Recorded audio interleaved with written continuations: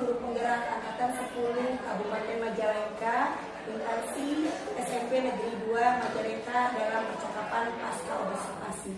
Pagi ini saya ditemani oleh Bapak Asep Indah Niagara, Eskom, sebagai pengajar praktik pada pendidikan Guru Penggerak Angkatan 10. Assalamualaikum warahmatullahi wabarakatuh. Apa kabar Bapak?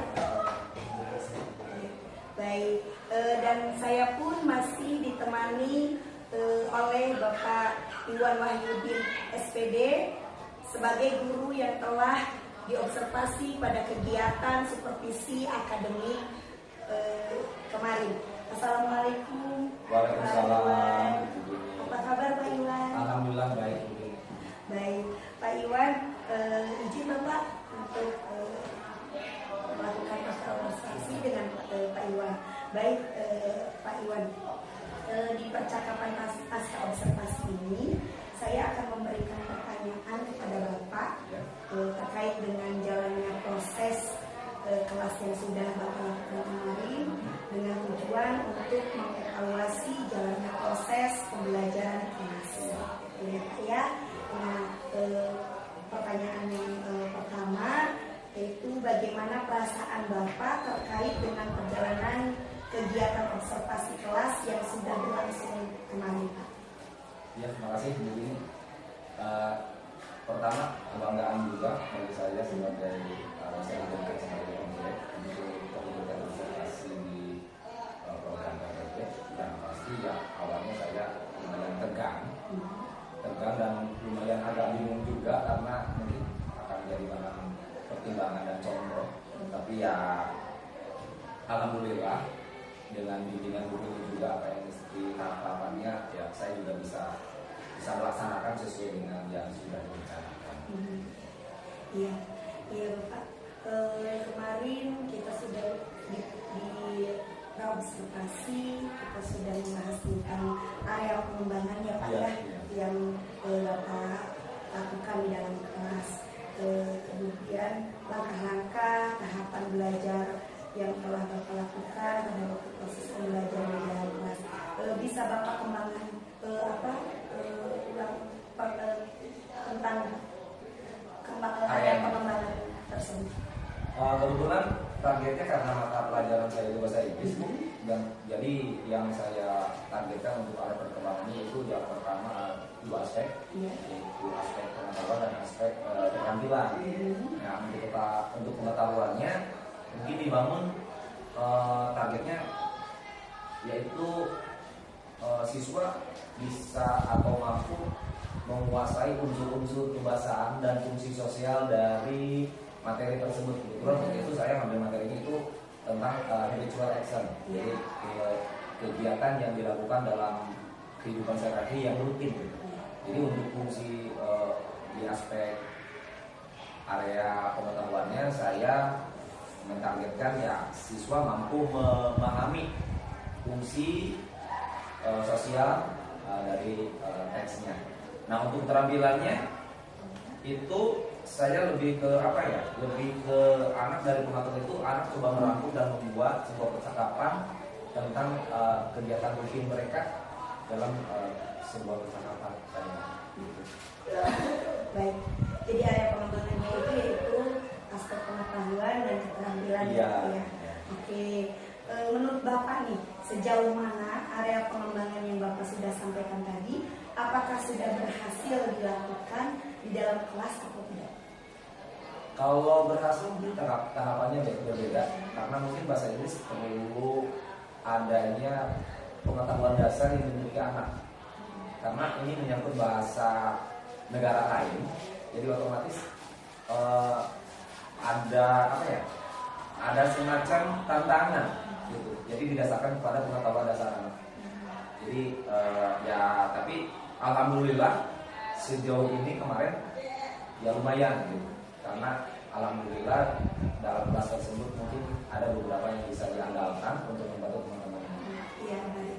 Jadi alhamdulillah ya Pak ya, berjalan dengan lancar sesuai dengan harapan yang Bapak akan di dalam tujuan. Oke, menurut Bapak apa sih kendala-kendala Bapak pada saat proses pembelajaran di dalam kelas sendiri? Hambatannya yang pertama mungkin pengetahuan dasar anak dalam bahasa Inggris. Karena bahasa Inggris itu kita di akhirnya keterampilannya anak diharapkan itu bisa membuat dari pengetahuan yang sudah mereka rangkum kumpulkan.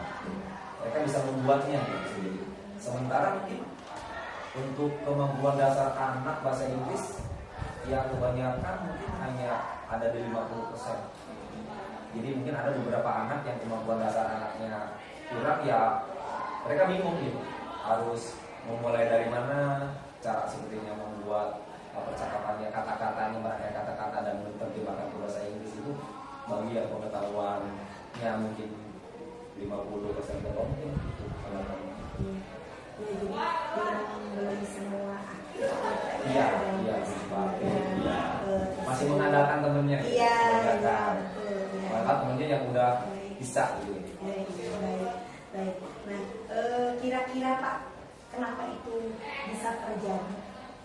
Ya mungkin kemarin di kemarin jadi pembagian kelompoknya mungkin kemarin kurang merata untuk yang kemampuan dasarnya yang sudah bagus dengan yang tidak mungkin kurang begitu merata. Jadi akhirnya mungkin terlalu banyak di kelompok tersebut itu yang kemampuan dasarnya kurang. Akhirnya mereka bingung gitu. Baik. Jadi memang dalam pembagian kelompok Ya. kurang maksimal ya Pak ya. Jadi nah sekarang apa yang rencana ke depan Pak untuk Bapak untuk memperbaiki yang tadi Bapak utarakan seperti ini? Ya salah satunya tadi dengan membentuk kelompok tapi dibagi dulu.